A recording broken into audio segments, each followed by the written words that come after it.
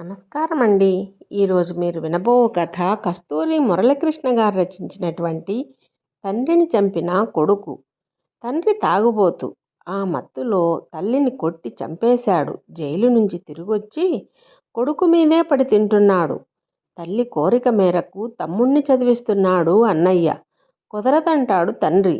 వాణ్ణి కూడా పనిలో పెడితే ఇంకా ఎక్కువ డబ్బు వస్తుందంటాడు.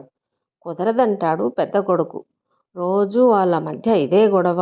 చివరకు తండ్రిని చంపేశాడు కొడుకు. కేసు క్లియర్గా ఉంది, కానీ మిస్టరీ ఎక్కడుంది? డిటెక్టివ్ శరత్ ఏం చేశాడు? కథ గురించి పూర్తిగా చదువుకున్నాం. తన గదిలోకి వచ్చిన ఆ పిల్లవాడి వైపు కుతూహలంగా చూశాడు డిటెక్టివ్ శరత్.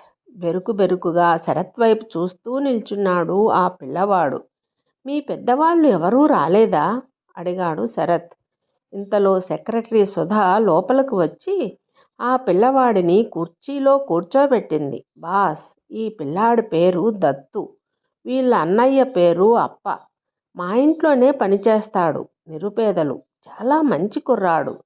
కానీ తండ్రిని హత్య చేశాడన్న నేరం మీద పోలీసులు అప్పను అరెస్టు చేశారు. ఈ పిల్లాడు ఒంటరివాడయ్యాడు. వాళ్ళ అన్నయ్య నిర్దోషి అని మీరు నిరూపించాలని అడుగుతున్నాడు, గబగబా చెప్పింది సుధా. పిల్లవాడి వైపు చూశాడు శరత్. అతను చూడగానే తలదించుకున్నాడు. మీ అన్నయ్య అప్ప మీ నాన్నని హత్య చేయలేదా?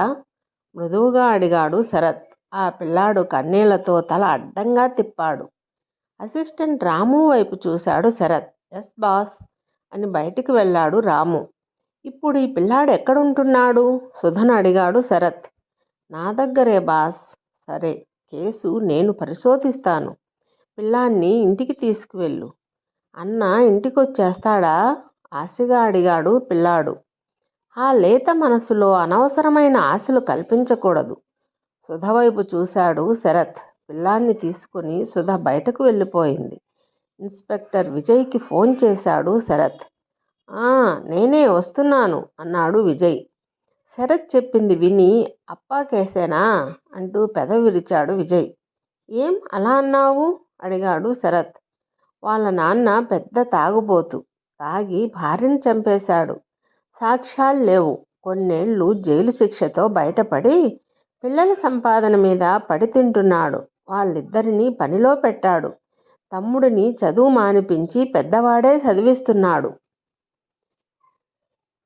అది వాళ్ళ నాన్నకి ఇష్టం లేదు. అదే వాళ్ళిద్దరి మధ్య ఘర్షణ. అంతకు ముందు రోజు తండ్రి కొడుకుల మధ్య పెద్ద వాదన జరిగిందట. అరుపులు. చంపేస్తా అని బెదిరించాడు అప్ప. అన్నాడు కత్తి కొన్నాడు. మళ్ళీ రాత్రి గొడవ. పొడిచి పారిపోయాడు. పక్క గుడిసె వాళ్ళు బయటకొచ్చి చూస్తే అప్ప పరిగెత్తికెళ్ళిపోవటం కనిపించిందట. లోపలికెళ్ళి చూస్తే తండ్రి రక్తం మడుగులో ఉన్నాడు. పోలీసులు వచ్చేలోపు అప్ప తండ్రి చనిపోయాడు. కత్తి గుండెల్లో దిగి ఉంది. ఆ రాత్రి 1 గంట సమయంలో అప్ప తిరిగి రాగానే పోలీసులు అరెస్టు చేశారు. ఈ హత్య తను చేయలేదంటాడు. మరి ఎక్కడికి వెళ్ళావంటే ట్యాంక్ బండ్ దగ్గర కూర్చున్నానంటాడు. కానీ పక్కనున్న గుడిసెలో ఆయన చెప్పిన సాక్ష్యాన్నే ఆధారంగా తీసుకున్నాం. విజయ్ చెప్పింది విని తలాడించాడు శరత్. కత్తితో గుచ్చాడన్నారు. కత్తి మీద వేలిముద్రలు లేవా? అదే ఆశ్చర్యంగా ఉంది. పిల్లవాడికి అంత తెలివి ఎక్కడి నుంచి వచ్చాయో. కత్తిని శుభ్రంగా తుడిచేశాడు. మరి ఈ గొడవ జరుగుతున్నప్పుడు అప్ప తమ్ముడు దత్తు ఎక్కడున్నాడు? తమ్ముణ్ణి తండ్రి కొడుతున్నాడని వాడిని తీసుకెళ్ళి మీ సెక్రటరీ ఇంట్లో ఉంచాడు. ఆమె కూడా దత్తు చదువుకోవడానికి సహాయం చేస్తోందట. అప్ప కూడా ఆమె సాయంతోనే వేరే వాళ్ళ ఇళ్లల్లో కూడా పనిచేస్తున్నాడు. కూరగాయలు, మందులు తీసుకురావడం, ఆటోలో వాళ్ళని దిగబెట్టడం లాంటి పనులన్నమాట. తలాడించాడు శరత్. సెక్రటరీ సుధ జీతం పెంచాల్సి వచ్చేట్టుందే అన్నాడు శరత్ నవ్వుతూ. ఇంతకు ముందు 2-3 సార్లు ఈ అబ్బాయి కర్ర పట్టుకొని తండ్రి మీదకు వెళ్ళాడట. ఇంటి చుట్టుపక్కల వాళ్ళు ఆపారు, చెప్పాడు విజయ్. ఆ కత్తిని నేను చూడొచ్చా? అడిగాడు శరత్. చూపించాడు విజయ్. మామూలు కత్తే, ఎక్కడైనా దొరికేదే ఇది. నేనోసారి అప్పను కలుస్తాను. స్ట్రిక్ట్లీ ఆఫ్ ద రికార్డ్ అన్నాడు విజయ్ నవ్వి. ఓ 20 ఏళ్లలోపు వాడు. అమాయకంగా ఉన్నాడు. కానీ అతడిలో ఓ మొండితనం కనిపిస్తోంది. హత్య నువ్వే చేశావా? అప్పను సూటిగా అడిగాడు శరత్. నేను చెయ్యలేదు. అయ్య తాగి నానా గోలా చేస్తున్నాడు. దత్తు చదవడానికి ఈల్లేదంటాడు. వాడిని పనిలో పెట్టాల్సిందే అంటాడు. అమ్మకు వాడిని చదివించాలని ఉండేది. అయ్య జైలులో ఉన్నప్పుడు అందుకే నేను వాడిని స్కూల్లో చేర్చాను. అయ్య జైలు నుండి రాగానే వాడిని పనిలో పెట్టమంటాడు. వద్దు అని నేను వాదించాను, అరిచాను. అయ్య మీద కోపంగా ఉండేది. కానీ చంపేంత కోపం లేదు నాకు, స్పష్టంగా చెప్పాడు అప్ప. చంపుతానని బెదిరించావుగా, 2-3 సార్లు కొట్టబోయావట కూడా. అదంతా ఏదో ఆవేశంలో చేసిందే. మరి కత్తి ఎందుకు కొన్నావు? కొంతమంది నన్ను బెదిరిస్తున్నారు. నా రక్షణ కోసమే కొనుక్కున్నాను. కానీ అది ఆ రాత్రి ఎక్కడో పోయింది. మీ నాన్న గుండెల్లో దిగిపోయిందిగా? లేదు, గట్టిగా అరిచాడు. ఆ రోజు రాత్రి అయ్యతో వాదించేసరికే ఎక్కడో పోయింది. మీ నాన్నతో కొట్లాడి ఎటు వెళ్ళావు? ట్యాంక్ బండికి వెళ్ళి గడ్డిలో కూర్చున్నాను. వచ్చి పోయే బళ్ళను చూస్తూ పోలీసులు వచ్చి పొమ్మన్నారు. ఇంటికి రాగానే ఇక్కడ పోలీసులు పట్టుకున్నారు. నేను హత్య చేయలేదని చెప్పినా నమ్మటం లేదు. నిన్ను పొమ్మన్న పోలీసును గుర్తుపడతావా? నన్ను పొమ్మనలేదు. ఒక్కొక్కళ్ళని అదిలిస్తూ వస్తున్నారు. నా దాకా వచ్చేలోగా నేనే లేచి వచ్చేశాను. అంటే ఇంటికి వచ్చేదాకా మీ నాన్న హత్య విషయం నీకు తెలియదా? తెలియదు. మరి ఎవరు చంపి ఉంటారు? అయ్యకు అందరూ శత్రువులే. అందరి దగ్గర అప్పులు చేశాడు. వాళ్ళని తిడతాడు. అయ్యనా? అయ్యని చంపి జైలుకెళతానని తెలుసు నాకు. నేను జైలుకెళ్తే నా తమ్ముణ్ణి ఎవరు చదివిస్తారు? సుధా ఆంటీ ఎంత సహాయం చేసినా నేనుండాలి కదా. ఆ అబ్బాయిని పరిశీలనగా చూశాడు శరత్. నిజంగా నువ్వు చంపకపోతే నీ కత్తి ఏమైంది? దాన్ని గుర్తించటానికి ప్రత్యేకమైన ఆనవాళ్ళున్నాయా? అది ఎక్కడ పడిపోయి ఉంటుంది? అడిగాడు శరత్. శరత్ వైపు నిస్సహాయంగా చూశాడు అప్ప. శరత్ని కళ్ళు చికిలించి చూశాడు యాదయ్య. శరత్ని చూసి, యాదయ్య భార్య గుడిసెలో తడిక చాటుకెళ్ళిపోయింది. ఏం కావాలి బాబూ? మీరు కూడా హత్య గురించి అడగటానికి వచ్చారా? అడిగాడు యాదయ్య. తల ఊపాడు శరత్. నేను ఆ రోజు నా ఆలితో మాట్లాడుతుంటే పెద్దగా అరుచుకున్నారు పక్కింట్లో తండ్రి కొడుకు. నిన్ను చంపుతా చంపుతా అని అప్పాగాడు అరిచాడు. తరువాత అంతా నిశ్శబ్దం. ఏమైందో చూద్దామని వెళ్ళాను. అప్ప పరిగెత్తుకెళ్తున్నాడు. నాకు అనుమానం వచ్చింది.